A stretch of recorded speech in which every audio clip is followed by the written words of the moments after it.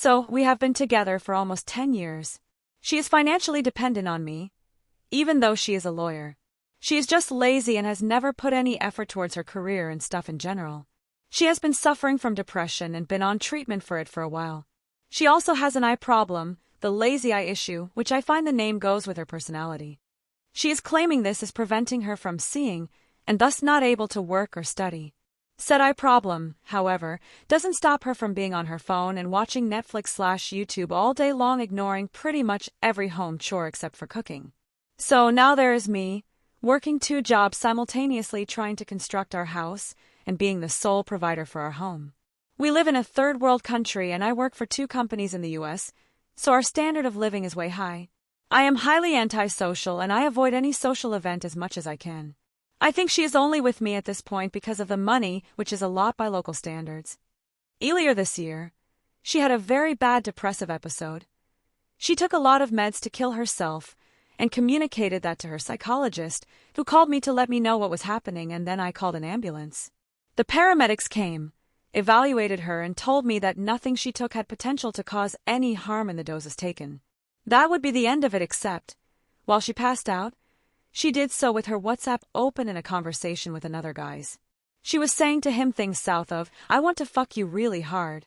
Well, there was a big argument after she woke up and I kicked her out, but I felt really guilty afterwards and decided to give a second chance since she sweared it was only text. I forgave that because in the past, around 3 years before this, I did the same to her, talking to another woman very inappropriately over text. There's a lot more context for this, but let's leave it that for now. So it felt we were even. Fast forward to around 3 weeks ago, a late afternoon Sunday. We were laying on the couch. I was with my laptop trying to get some work done, watching TV, waiting for pizza delivery, and I glanced over her phone and see her sending a selfie to this person.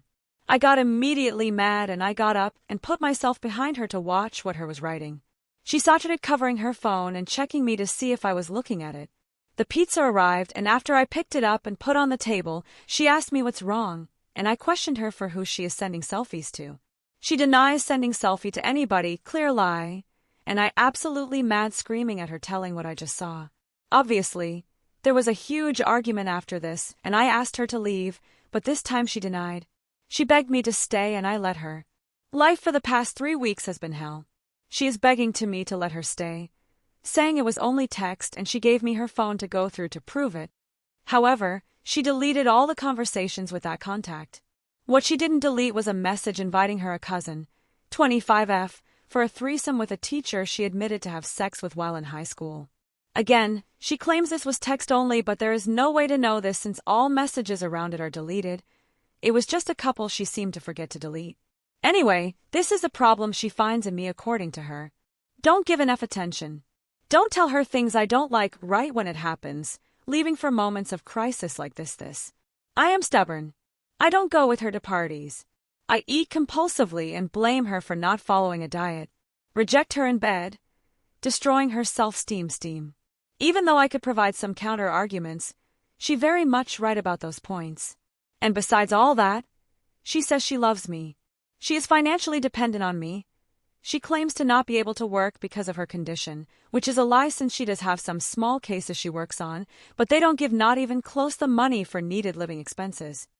Leaving her feels like wrong thing to do because she is threatening to kill herself since it would absolutely shatter how she lives nowadays, and without a way of her getting back on her feet, because she wouldn't be able to continue her eye and depression treatments. Ada for wanting her to leave.